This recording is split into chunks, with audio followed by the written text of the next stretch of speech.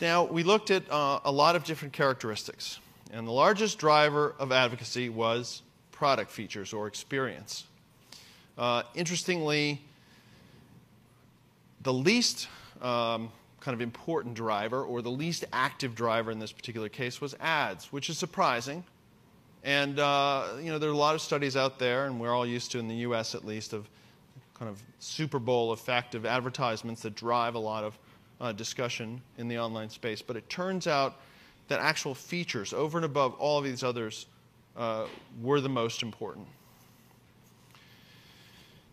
So if you look at advocacy drivers by country in this particular case, you can certainly see in China, for instance, exactly what you see in all of the other countries, which is that features far surpass all of the other drivers.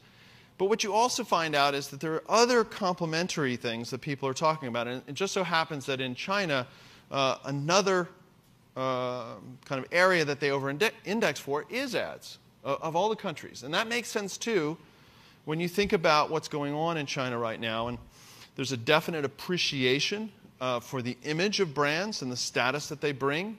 Those of you who've been there or from there, you can corroborate or refute this if you'd like. But it doesn't surprise me.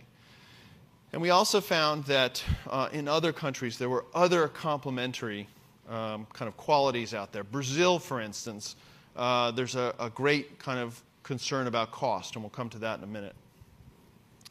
So ultimately, what this all leads to is that there is this kind of rather large social advocacy gap.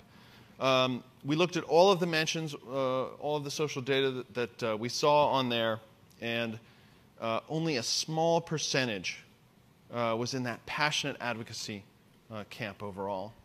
And that's kind of startling, especially when you think about how much money and energy brands are spending nowadays amping up their content marketing across Facebook, Twitter, and other platforms out there, yet still not activating the most passionate people